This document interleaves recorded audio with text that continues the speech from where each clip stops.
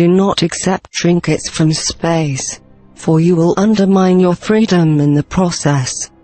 Nothing really important will be given to humanity in this regard by those who are intervening in your world. They are seeking to create dependency and addiction. This gives them power and leverage, even in their small numbers, over a much larger human family that is unsuspecting and that can be easily persuaded to introduce new sources of power into your world. Would make you dependent upon those who are here to take advantage of the world for their own purposes. Humanity has not gained the unity yet to use its technology for entirely beneficial purposes. You do not need more powerful weapons now. You do not need more destructive weapons. The use of weapons in space is so very limited. That is not how you will gain advantage or protection in the greater community. Learning this represents a more mature phase of humanity's evolution. Here it will be persuasion and perception, freedom and a deeper knowledge that will assure your well-being, not the use of force. Nations in your region of space have security forces and can amass together a great military power. But this is only for the mutual defense of their trading networks. They have realized that they cannot overwhelm each other by force, and so they seek to influence each other through persuasion and thought. This represents a more mature use of power in the universe and a new threshold of learning for humanity. Your reckless use of your world's resources and your reliance upon technology to save you from its consequences represent two very foolish and damaging pursuits. You will have to sustain yourselves with what you have within this world if you are to remain free. Even your allies in the universe will not be able to sustain you from afar because they do not have these capabilities.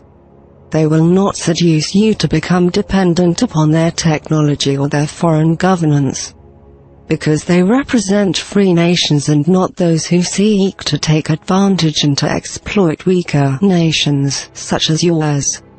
You must look at your world as your storehouse for food, water and energy, and for all the things that you will need both now and in the future. If you exhaust these, you will decline, undoing all of the progress that you have made. Even your technological potential will not be able to be realized in the face of such great social disintegration. This would make you vulnerable to one of the great opportunities that others have over a weak and failed race. An opportunity that is permitted in the greater community. That opportunity is seen as rescuing a planet's resources from the over-exploitation of its native race, which is allowable given the ethics and the rules of engagement that exist in this part of the galaxy. It is not humanity's subjugation or ruin that we want to promote, but instead its strength, its unity and the fulfillment of its great potential in the universe. Yet certain things must be understood. Technology alone will not save you from resource depletion, and resource depletion will undo your technology. You must establish through time, consensus and cooperation a sustainable use of your world, maintaining its biological diversity, the quality of its atmosphere, the quality of its waters and the quality of its soils and its lands. Adversity will help you to come to terms with this and to see its necessity, but adversity can also undo you, setting in motion forces of destruction that would be very difficult to stop. Your allies in the universe have great concern over this, given your transmissions into space. They have seen the potential here. They know the path that most races follow in the depletion of the world's resources. The inevitable results of this depletion and the resulting loss of their sovereignty and control to other nations. This is the path that most nations have taken. The consequences are predictable and are largely the same.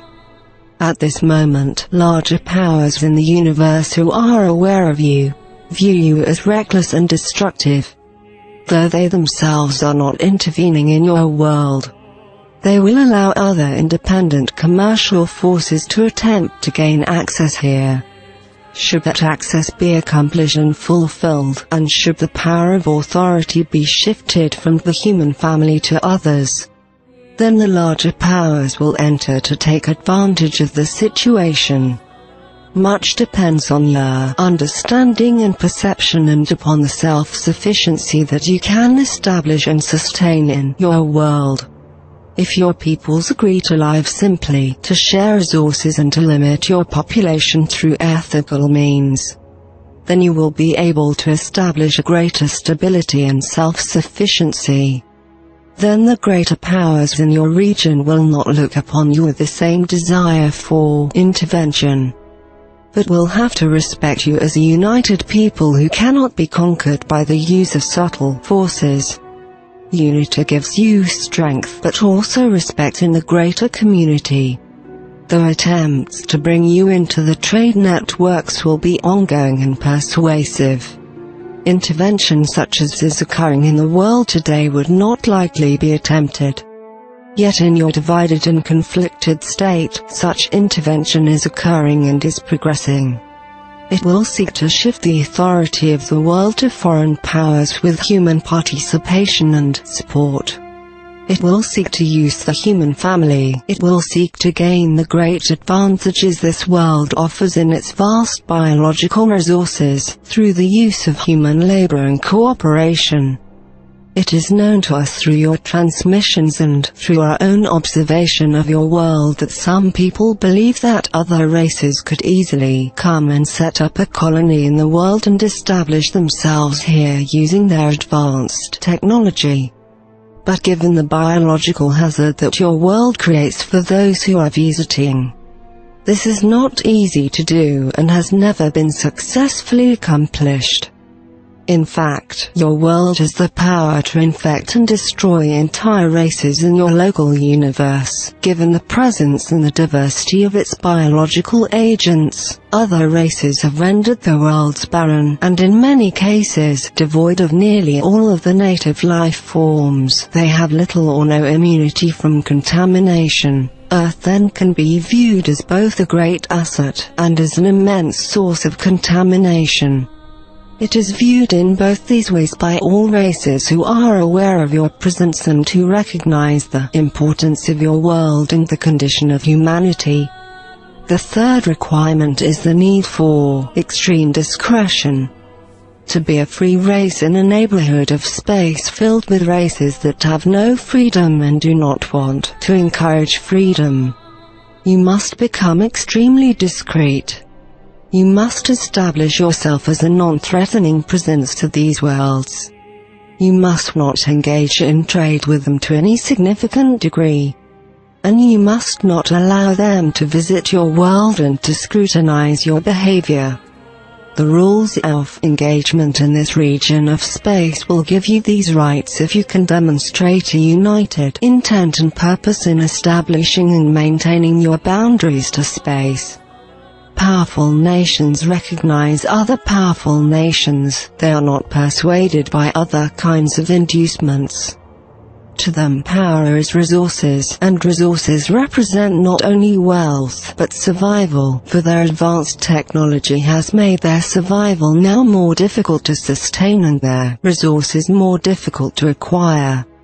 This is so very different from how the peoples of the world view such things. They think the world is there to be plundered, and once the world has been plundered, the universe is there to be plundered, and by that point, they believe they will have the technology to plunder it. But you cannot plunder the universe. Many have tried, and all have failed. Your discretion then becomes critically important. You will have to learn how to communicate without broadcasting into space. Even the most secret involvements of your governments are broadcast into space in many situations, and can be easily discerned by those who have gained knowledge of your language and your tendencies. For the world has been observed for a long time by all the powers in your vicinity. Those who seek to gain advantage here have waited until you built an infrastructure that they can use. And now they're attempting to persuade you to give them the reins of power and to make you dependent upon their technology and the sources of their technology.